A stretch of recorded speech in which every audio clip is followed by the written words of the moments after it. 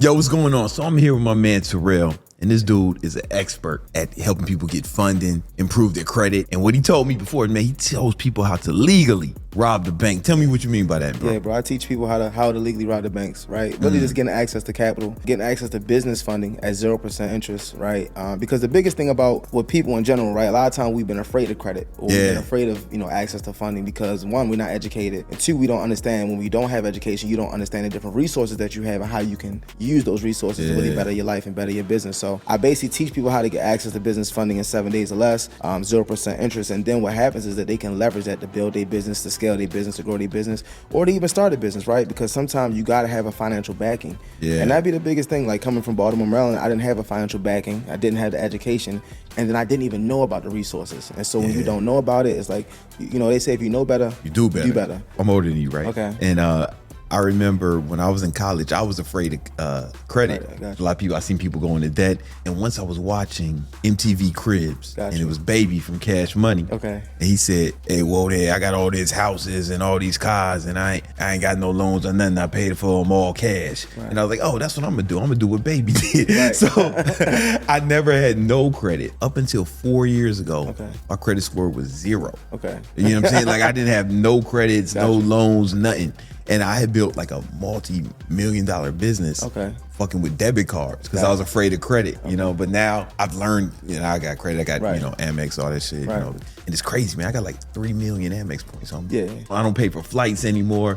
I bought computers with fucking points. So I didn't realize how much I was missing out by not having credit. What happens in our communities, like that's how we get access to information. That's how we grow up and watch either rappers, actors, ball players. You really become that because you basically get your information from that. That's the life that you live. But when you really think about it, we understand that like rappers are not people that should be given like financial literacy advice in our community. Yeah, I found that out later. Like you said, by just using debit cards and not really understanding the resources and how it could benefit you. Had I had access to funding, I could have made things happen faster. Once I got my credit right, and we can talk about some ways on how someone can do it. Especially me, I had no credit, right? So I had to utilize different tactics to get my credit up. I was able to scale my businesses so much faster. Like, for example, like just spending money on ads. Instead of waiting for me having the money to spend it, I can use Amex's money and then flip their money and then pay them back. And build points. And like that's the biggest thing is like marketing, right? Like a lot of people that are in business don't even understand the power of marketing or even like running ads, right? Because now you can use other people's money to run the ads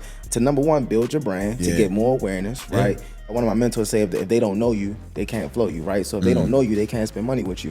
And so it's crazy that, you can use other people's money, Amex, you can build reward points, you can build your brand, build your awareness, build your business, and at the same time, now you can be profitable, right? But at the end of the day, if you can get sales and things like that, which is a whole different aspect of your business, but being able to get sales is like now you use other people's money to profit. Yeah, see, I don't think there's nothing wrong with using other people's money as long as you use it to make money. If you're using it for like bullshit, like if you're buying watches, jewelry, with all right, then you fucking up, right? But if you're using it to make money, then I think it's all good. Same thing about education, right? Like what we was taught, like when you think about Baby, like you said, being a rapper, like nobody probably ever had the right conversation with him because imagine if he would have used credit and he understood how to leverage that, how many more properties and things he could have leveraged, right? And how he could have leveraged that even with the tax system, right? With depreciation and different things like that. So a lot of times, like when we think about it, bro, it's just because we lack information in our community. It don't even make sense. And nobody tells us about it. Break down the steps of somebody who's starting from zero. Right. What would they have to do to start getting some business credit so they can fund whatever ventures they have going on? No, but starting from zero, if you have no credit, right, the first thing you got to understand is that banks are pretty much like business partners,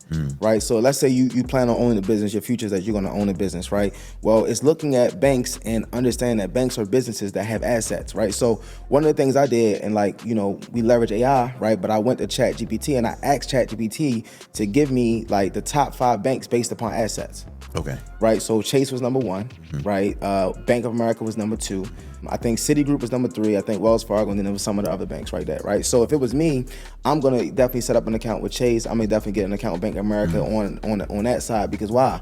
Because I understand they have the most assets, which means they have the most ability to lend, right? And because I'm going to go into business at some point, I want to establish these relationships with banks, right? Then I did the same thing with credit unions. Hey, give me the top 5 credit unions, right? That's so Navy Federal is one of them. So another thing I would set up a couple relationships with credit unions. With Navy Federal, right? I would call and say, hey, look, my granddad dad was in the military, he passed away, but I heard that I can still get a checking and savings account. Navy Federal will say, cool, they'll let you in and give you the checkings and savings account, right? If let's say I'm working a job, I route my direct deposit straight to Navy Federal, right? Because you can build faster with credit unions when you have no credit. Build your credit faster. With credit unions than you could with going to the national big banks. The reason I still want to have a bank with those national big banks is because later on down the road, once I do build my credit up, now I'm gonna go to Chase and I'm gonna be able to get, 0% interest business credit cards. I'm gonna be able to get either the Chase Freedom, right, the Chase Elite. We'll talk about some of those cards. You can get some of those cards later on down the road. So I'm gonna start building with the credit unions first. I'm gonna get my direct deposit with Navy Federal, right? So step one is setting up accounts with a few big banks and a few smaller credit unions. A few smaller credit unions. So now you basically start building relationships. Because a lot of times, what I see is people just go try to get access to capital and they treat it like a one-night stand, right? And we've all had one-night stands, but how successful is it? But if you take a girl on a date, you know what I'm saying, you do a little wine and a dine. It's hard to turn it into a relationship. Right? You might not even want to turn it into a relationship, most likely. Yeah, so it's like, it's like, just looking at it like that, right? So we start there. So next step is that I would do some secured loans. Depending on, money and things like that, I would take $1,000, $2,000, and I would go to Navy Federal. I would do a pledge loan. I would go to other credit unions like we talked about. Maybe you can do Alliant. Alliant is a good credit union as well. Okay. And I would do secured loans with the credit union. Explain to them what a secure loan is. So a secure loan is that when you basically take your money, like let's say you got $2,000, right? You're gonna take your money. You're gonna go to the bank. You're gonna ask them to give you a loan, but you're gonna basically give them the cash. Right. They're gonna basically in turn give you a check for that same $2,000. So it's a loan against the money you already got. Now what you want to do is go and pay 75% of the loan off. The rest of the loan you want to basically do the payments over time, because with credit is built up with on-time payments over time. So as you build up as you're building up by using secure loans, now what happens is that now when you make those payments on time, you're going to now build out your credit report. Another thing that you were now able to do is you were now able to put your own limits per se on your credit report. So because you went and did a $2,000 loan, let's say with Alliant, a $2,000 loan with Navy Federal, now you put your own kind of data points. Oh, so now you have, let's say you did two of those for $1,000 each. Now you got your credit limit is $2,000, but you've paid it all down. You paid 70% of it down. So now it looks like you have a lot of available credit. But you do have a lot of available credit. And you continue to make the on-time payments. Got it. And then they got credit building accounts. So another good one is rent reporters, right? So let's say I stay with I know a mom and dad, a family member who's paying a mortgage. I go to them, I basically let them know that, hey, I want to basically report that I'm paying rent to them, right? Rent reporters, you can go to that website, you can pay rent reporters to basically say that you're paying rent. So I would set my rent, I would say it's $2,500 a month. You can even backdate it. So depending on how long they've had the mortgage, you can backdate it. They've had the mortgage for 5 years, 8 years, 10 years, however long they've had the mortgage, you can kind of backdate it. And that will give you a primary trade line, but it'll give you age on your credit report. Oh, age on your credit report. Right. Got it. So that's how because that's another factor. So y'all know that's another factor when it comes to credit. Age. Is how long you've had credit, the age of it. Right. So now you got rent reporters, you got the two secured loans. It's something called Credit Strong. Credit Strong is an account that you set up and you just make on-time payments every single month. And now you got about 4 to 5 trade lines, right, that you now have kind of established, right? And your goal is just to make on-time payments. So just pretend this person don't know nothing. What's a trade line? Oh, got you. So you have primary trade lines, which means that it's debt that you're responsible for. It's accounts that you set up that's in your name, that you're actually responsible for making the payments and stuff like that. At the same time, you have what they call authorized user trade lines, which means that if Brandon has a credit card of $10,000, he can add me on as an authorized user, and that's now what they call an authorized user trade line.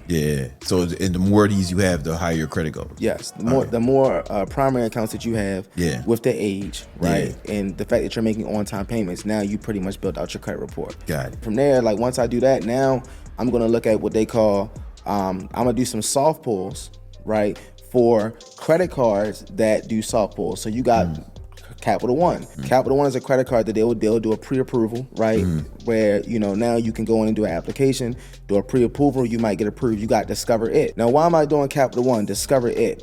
These are major credit cards that you want to start getting in your wallet, because as you start building up, You want to have major credit cards in your wallet that give you decent limits and things like that. So another thing is too that I see a lot of people don't know when they go in and do applications. Another thing that happens is that people will go in and say, hey, let's say at your job you're making 40,000, 50,000, 60,000, something like that, right? Well, one of the things I tell people is that when you go and do applications, you want to use what is called a household income method. Let's say I got a wife or I got a girlfriend, right? I got let's say even if I got some kids and they working and stuff like that, you can now basically take all of their incomes as the household income and put that as your income for that household income. Yeah, when you're doing the application, right? Now, why do I want to do that? Because a lot of times we want to get access to capital, credit cards, things like that, and we go in and say, oh, we only make $45,000 a year. Yeah. But we want to get a $20,000 credit card or a $15,000 limit. Why would they give you, a quarter of what you're making? It wouldn't make sense. Yeah. It doesn't make sense. So really what's very important is when you're doing applications to use your household income. And that's a method that you can use when you're going in and doing applications, especially for those pre-approvals. But yeah, so that's how you would start your foundation. You would start your foundation with reporters, a few secured loans, building a bank relationship with the banks and stuff like that. You start there and make your on-time payments, right? Let me make sure I understand this so far. So first we're gonna get some relationships with the banks. We're gonna start some accounts, right? Then we're gonna get secured loans. Put in what's the minimum you gotta do? 1,000 is a good minimum, but 2,000 or more. The more money you have, the more the better, right? Because you want to have more available credit, right? And then you said. So the rent reporters. Oh, we said we do rent reporters, right? Credit Strong. Credit Strong. Some of these places where there's also secure credit cards. You recommend that? Yes and no. So if you're going to go the secure credit card route, make sure you get a secure credit card that graduates into a real credit card. Okay. Because a lot of people will go and get secure credit cards, but they don't graduate into real ones, and now because you just stuck with a secure credit card, right? But the thing about the secured loans too is that if you go do the secured loans first, the reason I suggest that is because what happens is as your credit starts to build, you'll start getting letters in the mail from credit card companies. Throwing credit cards at you. And then also if you do the pre-approval method and you already got the secure loans that have been reporting for, let's say 4, 5, 6 months, you'll start getting higher limits on those very first credit cards that you do. All right, so instead of secure cards, we go get Discover It, Capital One, even Navy Federal. If once we got that relationship with Navy Federal and we got the direct deposit set up, Navy Federal also allows you to pre-qualify or get pre-approved for a credit card. And this won't affect your credit. Okay, because from what I understand, the things that affect your credit are length of credit, credit history, available credit do you have, right? So that's what the secure loans, that's why you said pay half of it off immediately. So it don't report as if your utilization is high, I'd imagine. And then you get some more different cards because the number of the mix that you have. And then even like an auto loan, like if you're just starting out too, getting access to an auto loan, it helps with your credit mix. Usually with auto loans, they're a lot higher in terms of the actual amounts. And the thing that's different with loans as opposed to credit cards is loans are meant to be paid off over time, right? So if you get an auto loan that's $25,000, $30,000, you're meant to pay that off over time. Now you've kind of basically boosted and opened your report, pretty much all the way out, right? Then it's just understanding how to leverage credit for you to be able to make money, right? Like how can we be able to make money by having good credit? Before we get into that, all the steps you talk about so far, how long would that take? It just depends on what kind of money the person working with, right? So I would say that it could be a 6-month process. Right, depending on like how much money you're working with, because even with the secured loans, when you establish those and you make the on-time payments, you want to have that kind of drag out 6 months. If we do the rent reporters and we backdate that age, right now what happens is that you should have like 2 or 3 years of history because it'll even out, right? It'll balance out, right? Also, you can also get like maybe 1 or 2 authorized users, so you can pay. Oh, that's what I did. Now I went to this girl I knew, right, and I was like, yo, look here, I need your help.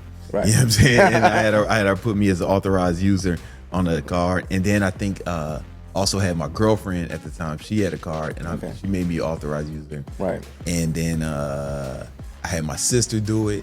And my boy, the homie, white boy Brian. Got you. He made me authorized user on one of his cards. He had it for mad long. And that's where like the other part is where you can now go to 2 or 3 people that you know and ask for free. Hey, can you add me as an authorized user? But you want to go to people got good credit. Good credit, that ain't gonna mess up the credit cards. But if you don't have those people in your network, like where I come from in Baltimore, you might not have those people. So now you got to go to websites like TradeLineSupply.com where you can actually pay to get access to other people's credit cards. You don't get the card. You don't get the card. You don't get the card. You don't get the card, but you can pretty much pay to get access to get an authorized user. And then from there, you're pretty much your report is now wide open, right? right? Like now you're good to go. How much does that cost to get to the trade line? It depends on the account, right? Because I looked into it. Yeah, it depends on the account. But the biggest thing too that I would tell people is that when you start getting credit cards and things like that, you can now even list your credit cards on those websites as well, and that's how you can start making money, right? Because you can make money just by having good credit, right? So let's say you did get a Discover card. Let's say it comes to $5,000. Even if you had it for a short period of time, there's people that you might know that need help with their credit.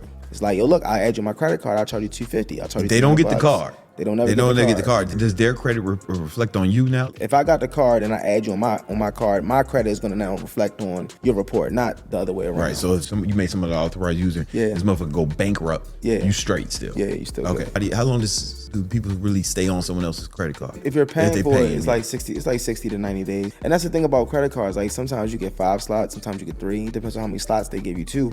So it can literally be a side hustle where you're adding people, taking them off, and things like that every 60 to 90 days. Yeah, like an extra $1,000 a month, depending on the $2,000 a month. Yeah. That's probably a good hustle for some people. No, it can be. Because you just adding people onto a card and taking them off. You know what I mean? So it's like, a lot of times we do it, like you said, you have 4 people that did it for you for free. Even if they had to charge you, $250, that'd have been $1,000 that you would have paid out. Yeah. And you probably would have did it understanding where you at today. Oh, I would have did it for sure. No, my credit went from it was like saying, it literally said 0. I never seen that before. Yeah. And then it went up to like in the 700s, And it got my first card. It was an Amex Blue. Gotcha. Then I went and got the gold and the platinum. Those were my main cards. Yeah. I mean, now I got Chase Sapphire Reserve and a bunch of other like cool cards. Yeah, it's all about, like I said, being educated and understanding the resources. Like I think really what happens is when we come from impoverished or certain environments, nobody even talking about credit because like they said, they go to work, they pay their bills, but they don't really understand how to leverage resources to start businesses. And really it's about creating wealth. And so people need to know this information. Yeah. Because if you want to start a business, grow a business, you can do it all cash. You can bootstrap yourself, do it all cash, get it out the mud. That was difficult though. Man. That was like, I wish I didn't have to do it. Yeah. So how do we turn it into money? The biggest thing is now we want to start the LLC. So we're going to go get the LLC, right? We want to make sure it doesn't have a risky name. We want to get the risky EIN. Name? Yeah, risky name. Tell me about that. So now a lot of people go in, it's like, straight hustling. Yeah. You know what I'm saying? Or like real estate or trucking, or they give leeways to like the industry they operate in. Nah, just keep it simple. So like whatever your first and last name is, it could be your first and last name initials, Enterprises, Solutions, Global, something like that. So you want to keep it vague. Keep it very vague. Why don't you want to say the industry? Well, because what happens is that some industries, depending on the industry, is risky to banks. Real estate is risky. Yeah, it creates the most millionaires, or they say, right? Yeah. Stocks, right? Taxes. A lot of stuff actually people make money in, but when it comes to banks and how banks view the industry, it's very risky to a bank. That's a jewel. I never thought about it. I never heard that before. If you're in certain financial industries, like let's say you do taxes and you want to set up a bank account, banks won't rock with you. When you said risky, I thought you was like, yo, man. I thought you would have been stacks on decks, records, or something like that. You meant something like that. Nah, I mean, and it depends on what you're doing. Like some people, like if you got a trucking company, you can have a LLC that you conduct business in terms of your contracts and different things like that. But when it's time to go to the banks to get access to funding, I would want to keep it very, very general. If anything, if you wanted to have like a crazy name for your business or something, you could just get a doing business as. DBA. Yeah, DBA. That's DBA. Cool. So you want to make sure it doesn't really have a risky name. We want to get a brick and mortar address. One of the ways you can get a brick and mortar address is Google registered agent in whatever state that you incorporate your business in. Right? So you can get a decent business address, get a business phone number, right? You want to get a 1-800 number for the business as well. And really you want to have a business email at yourcompany.com. Yeah. Right? Because the biggest thing is always about structure. Is like if you want to get funding like Walmart or Amazon or any of these major companies, then it's time for us to structure our businesses as such. Tell me, what's the best state to get corporate? I moved to Florida. Got you. And started my LLC over again. It's funny you say that. Because to save money. Wyoming's good. Delaware's good. Yeah. I think Florida's good when it comes to taxes and things like that. That's why I moved here. I think the biggest thing too is the strategy. New Mexico is decent, but it all depends on strategy. Because at the same time, you got like Florida. We got access to most of the banks. So we got access to Chase, the Bank of America's, the credit unions. But then it's like, okay, Truist is a regional bank. We got access to that because they lend in our region. But if you're in Wyoming or Delaware, Truist is not in your footprint, right? Yeah. So it does depend on strategy and kind of what you're doing. If you're gonna think about getting maximizing capital, sometimes just because you want to have asset protection and be anonymous or some of these other things, it doesn't mean that's the best thing for if you want to be able to get access to capital and be able to kind of go and scale the business too. So when people ask me, hey bro, what's the best way?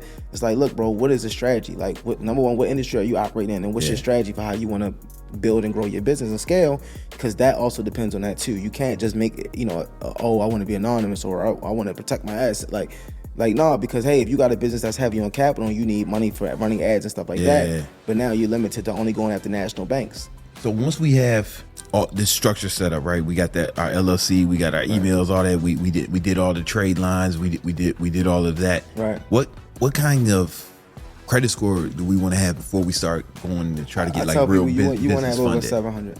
Over 700. And the reason why, because another thing too, right? Like, you never want to make your minimums your maximums. Too many times in life, a lot of people, it's like they want to do the bare minimum, but they want to get the most maximum. Yeah. Let's not do that, right? If the highest score you can have is an 850, the best thing is to have at least 700 or above, because anything under that, now you're kind of in mediocre range. Yeah. Right. And another thing I guess that is really important about in this, like, for people, we talked about people that had no credit, right? But what about the people who you had some stuff where you messed up? So the biggest thing, that's important too. I'm glad you brought that up because I skipped over. Yeah. So but the thing is, like, now with AI, like, we have AI, right? And it's like a lot of times people are afraid of using AI, not realizing that same thing, how to be educated and how to leverage as a resource, right?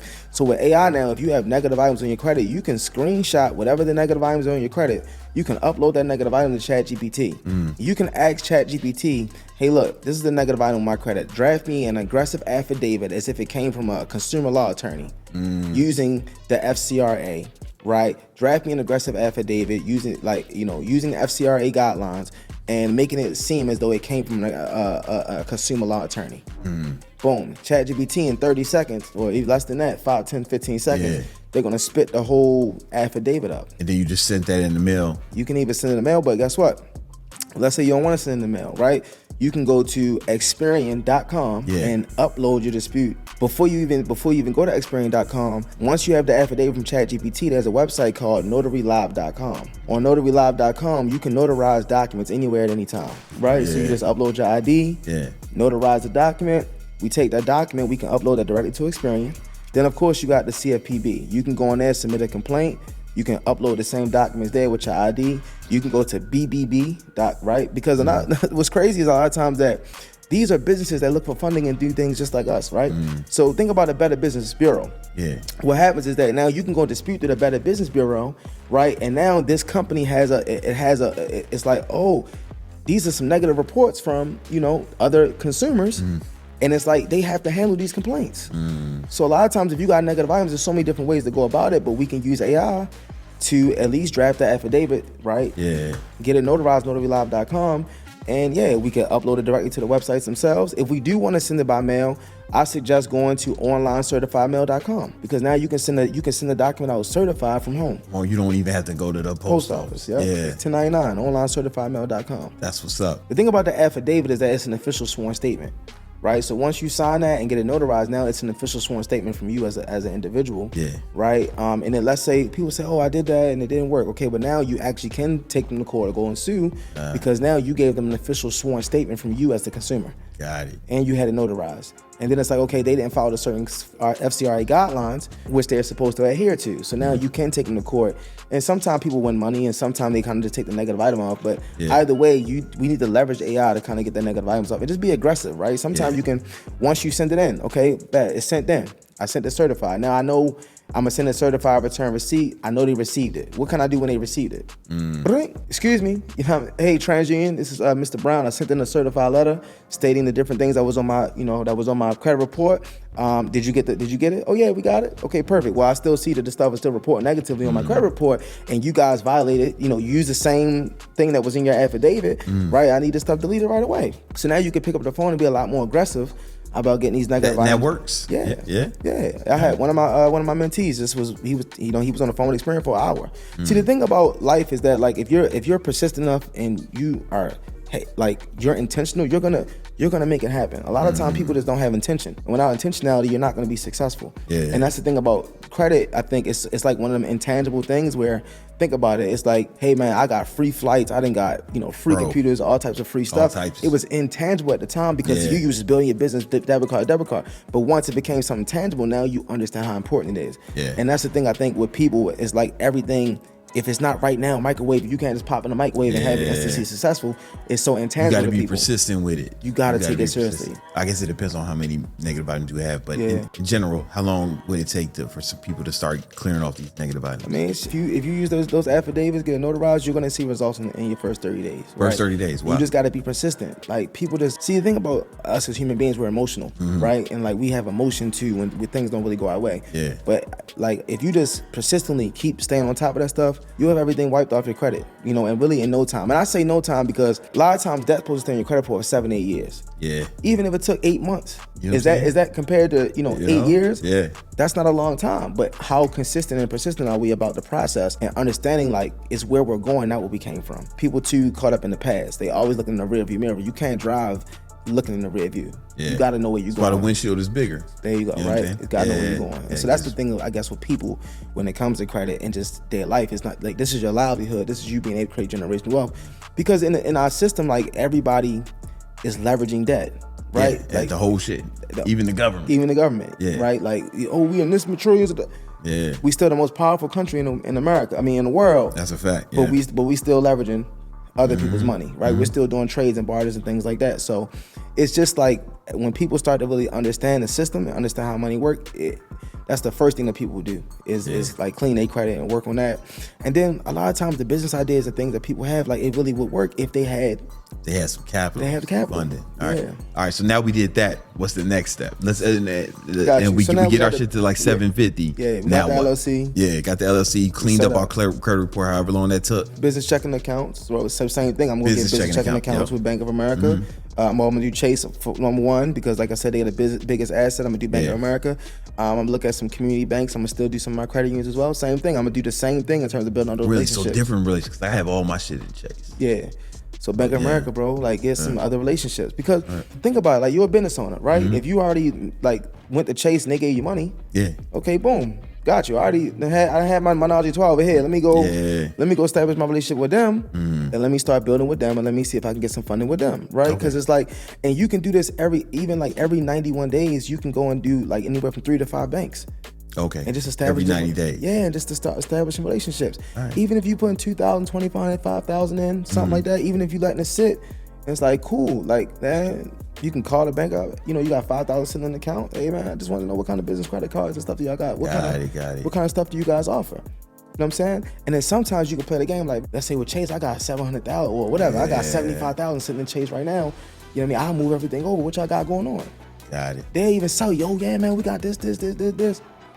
You can move your money over for a couple days, get a couple business credit cards, get some access to capital, and then it's like you can do whatever you want from there. How much money do you need to put in the business account for them to like? Typically with Chase, Bank of America, I would say if you got $2,500 is cool because most of them charge a $10 fee or $15 fee or something like that if you don't got $2,500 or more. So at the minimum, I would start with $2,500. 2,000, and I would ask the bank like, what's the minimum that you can have? And that's the thing that's so motivating. It's funny because you got different accounts with Chase. One of the things that motivated me with Chase was like, they got accounts that you can have 100,000 minimum. You know what I mean? Like a certain account, they got accounts where it's like it's 25, then they got accounts with $100,000 minimum. Yeah. And I was like, wow, it's crazy that dealing with money where I come from, Baltimore, like I ain't even know nobody had 100,000 liquid. Yeah. So it's like, dang, it's people that like they just keep 100,000 sitting in their checking account, don't even touch it. Like that's the minimum balance, right? Yeah. And it's like, so that means that's broke to some people. Like there's people out here in the world right now that 100,000 sitting in their account is broke. That's the thing about life, man. It's all about how many experiences you can have. I think a lot of time when people are broke or when they don't have money, it's because they don't get around other experiences with people that got money. That's a fact. You know what I mean? That's and it's a like, fact. Like growing up in Chicago, I thought I was rich. Right. like in the South Side, like we thought I was rich. Come to find out, I was just the only nigga with a dad. Yeah. You know what I'm saying? So we had 2 incomes. Yeah. I got sent away to military school because I got in some trouble, right? Okay. And then, but there was some like legit rich kids. Yeah. And like, so one dude, I went to his crib for the weekend instead of going back home to Chicago. I went to his crib. It was my roommate. Gotcha. This motherfucker had horses. Yeah.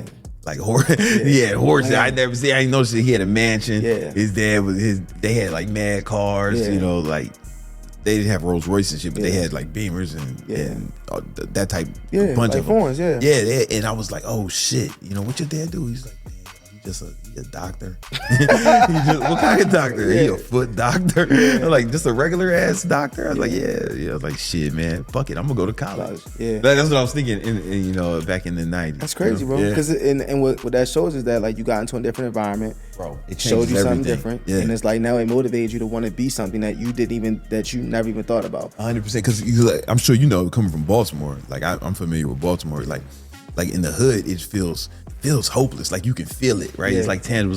So it's no wonder, you know, kids that get into gangs or start doing other shit, right? Because when I go back to Chicago, I know them kids, they don't think they're gonna be hedge fund managers or no shit like that. Like for real, it's like, are they gonna be alive? You know what I'm saying? Like really think about it. And I think like what's so crazy is that like a lot of times it's because your parents, like, you know, your grandparents, the family, it's like really you start with your family, right? And like most of the people in our families, it's like they go to work, you know what I mean, they pay the bills, they honest, things like that. But it's like when you think about Thanksgiving and Christmas tables, like these conversations is not like it's not being had, right? And it's like, you know, you going to a different type of school, getting around a different type of environment, and it's like, damn, this shit really is possible. Like, and that was the thing for me. Like, even just seeing that people had like $100,000 was broke for some people. Like, liquid is minimum. Like, okay, like I even at that time, I was like, I gotta get my money up. And that's the thing about money. You know what I mean? It's like you don't even know what's possible until you really get a chance to see what's going on out here in the world. And I think that, you know, like in the hood, like a lot of people are sheltered, you know what I mean? Because even like in the hood, it's like, yo, I bank with Chime, or I bank with, you know, and it's like, bro, you gotta get a real bank account. They not. I remember, I don't know if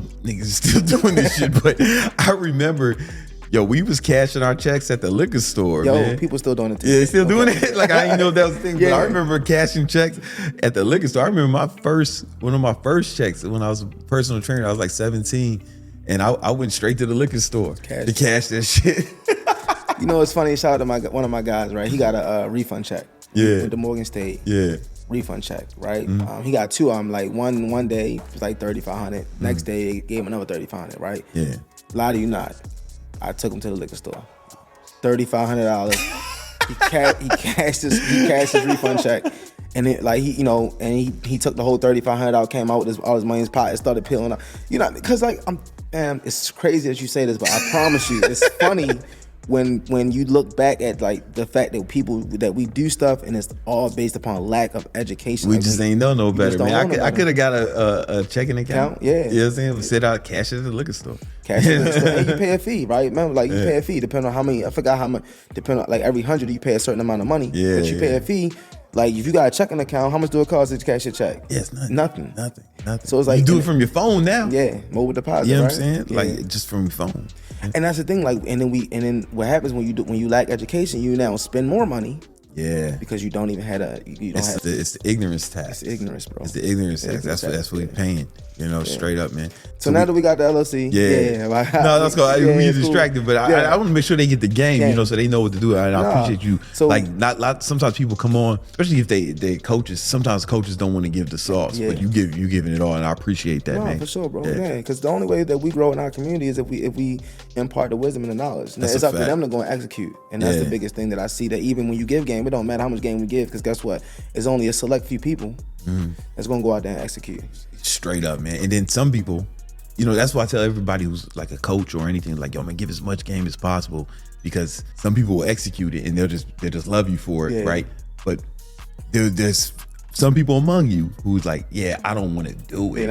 It's like, but I'll pay someone to do it. Right? You know what I'm saying? So some people will, But no, so once you got the LLC, we gonna establish those business checking accounts. And then you wanna find relationship managers. So even with Chase, when you set up your account, you can ask them for a private banker.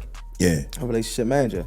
And then basically what you do with the relationship managers, you want to go in now. Let's say you want to get a $50,000 business credit card or $75,000 business credit card. When you're doing your application, right? We talked about the household income method, right? But what happens on your business revenue side? Let's say you want to get a $50,000 or $75,000 business credit card. Your business revenue has to be. You can project your business revenue, right?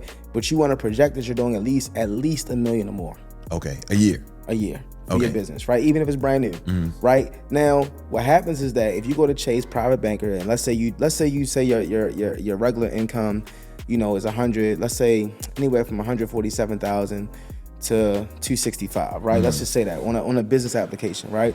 So you put that down for your income, your personal income, and then for the business, you can say you're doing $1 million, 1.1, 1.2 million, right? Those data points will give you a either $50,000 or $75,000 business credit card with Chase, and you can get that at 0%. You ain't even got to prove that shit. You don't got it, and the biggest thing about Chase is that they give up to $150,000 right now with no proof of income. Well, it was like the Chase Inc. Chase Inc. or the it could be the Chase Unlimited, the Unlimited or the Inc. Okay. Bingo, right? Yeah. And then what happens is that now... What's the difference between these two? Really, they kind of like the the same card. Yeah, because I got the Inc. I'm like, man, do I need the Unlimited as well? It's the same card. It's like the same card. They really do similar things, right? Both of them are 0% for 12 months. Yeah. What I did was I had got the Inc., right? And then I had got the Unlimited. The Inc. they gave me $75K, 0%, and then the Unlimited they gave me $25K. So I was able to get $100K from Chase, 0% interest. I didn't have to prove no income or anything like that. Wow. And the best thing about business credit, you the expert. It's but you can run up the utilization and it don't affect your it don't affect your credit score. It's not even on it doesn't even show on your personal credit. You can run up the utilization. Yep. And that's why there's banks that you like. There's business credit cards you don't want to get. Capital One, because that reports to your personal. Discover business credit card reports to your personal. TD Bank, that business credit card also reports to your personal. So those are 3 business credit cards that you want to make sure you stay away. Right? Because you want to be able to run it up, like you said, and leverage it for your business and things like that. But Amex is good. Amex is great. That's I do most of my shit with Amex, but we run some shit on the Chase too. Yeah. The thing about Amex, right, is like the lounges, of course, like getting access to the lounges. And yes, that'd be the best part. That's one of the era. Like when I go to the plane station, I call it the plane station. Yeah, because it's a long story. Okay, but then when I go to the plane station, I hit straight to the Centurion Lounge, like straight. Especially if it's an early flight, man, because that breakfast be fire sometimes. The lunch is hit or miss. Yeah. But the breakfast goes hard. Yeah. And then I hit the shit when I get off the plane. Yeah. Right at the next, so I get 2 free meals, and they usually pretty good. Yeah. And that's what I'm saying, bro. I think that even like for fitness, like so let's say you're in fitness, and it's like you start your fitness brand, and now you need to build, you need to run ads, boost posts, you need to get more awareness. Like you can leverage an American Express Gold Card for 6 months, 0%. Yeah. And you can run ads. You can, and with the Gold Card, correct me if I'm wrong, the first 100K, you get 4 points. Yep. 4 times points. 4 times the points. Yeah. And that's the thing, like, and then people don't really understand the importance of the points. But now, like you said, you start getting free stuff, bro. Free flights. I don't remember last time I paid for a flight, and I take like 50 flights a year. Yeah. You know what I'm saying? It's because in first class, and I don't remember the last time I paid for one with cash. Yeah. And me and my girl, we just came back. We had this. We went to this resort in Cancun. Okay. All inclusive shit. There was some real nice shit, some baller shit. First class down there, fucking suite at the resort. One of the suites with its own pool. That whole shit. All points. All points. Yeah. That's. So that's why I think, like we said, man, it's just once you get access to the information, like it literally changes the situation. So, so I would do that with Chase. I would go to American Express. I would get those cards as well. I would look at Bank of America as well.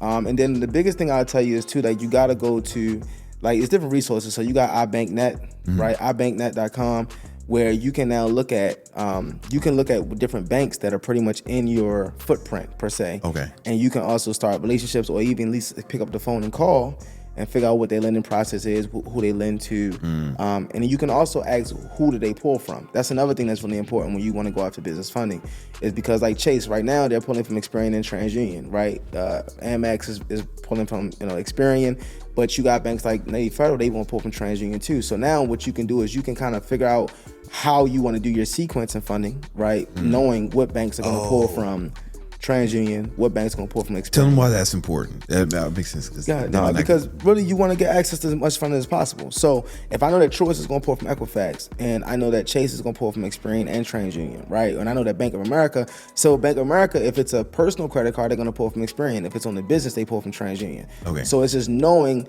okay, how do I access the most amount of capital, but on a limited amount of inquiries?